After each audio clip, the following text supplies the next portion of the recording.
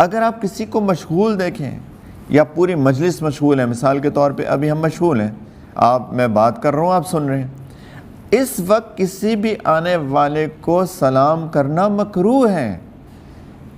ہم سلام اس لیے کرتے ہیں ہمیں نیکی ملے، ہمیں اجر ملے۔ نبی کریم صلی اللہ علیہ وسلم نے فضائل بتائے سلام کرنے کے، انفیکٹ سلام میں پہل کرنے کے، البادیو بالسلام بریء من الکبر، کہ جو سلام میں پہل کرتا ہے وہ تکبر سے پاک ہیں۔ اور بھی بہت سارے فضائل ہیں سلام کرنے کے اور سلام میں پہل کرنے کے، اور باقاعدہ آداب بتائے کہ چھوٹا بڑے کو سلام کریں، اگر راستے میں کوئی چل رہا ہے تو اگر راستے میں بیٹھا ہوا ہے چلنے والا بیٹھوں کو سلام کریں، آنے والا جو باہر سے آنے والا ہے وہ سلام میں پہل کرے، وغیرہ وغیرہ۔ یہ سارے آداب اس وقت ہیں جب دوسرا بندہ مشغول نہ ہو۔ اگر مشغول ہو اور دوسرا آ کے سلام کرے تو اس نے اجر نہیں کمایا، الٹا نقصان کیا اپنا، کیونکہ اس نے لوگوں کو تکلیف دی۔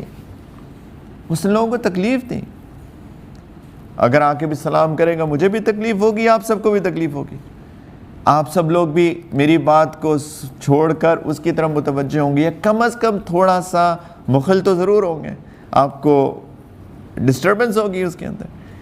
تو سلام کا ادب یہ ہے کہ انسان دیکھے کہ کوئی مشغول تو نہیں ہے۔ اگر مشغول نہیں ہے اور مجلس بڑی ہے تو آ کے بس ایک ہی دفعہ السلام علیکم کہہ دیں۔ ہر 50 بندے کے پاس جا کے مصافحہ کرنا ضروری نہیں ہے، اور نہ ہی کرنا چاہیے، ورنہ تو ایک عجیب سی ماشاءاللہ ایک ایکٹیویٹی ہو جائے گی۔ 50 لوگ بیٹھے ہیں اور 20 لوگ اور آ رہے ہیں، اور ماشاءاللہ باقاعدہ 20 لوگ ایک ایک کر کے 50 لوگوں سے مصافحہ کر رہے ہیں، تو ایک تو اچھی خاصی ایکٹیویٹی ہو جائے گی۔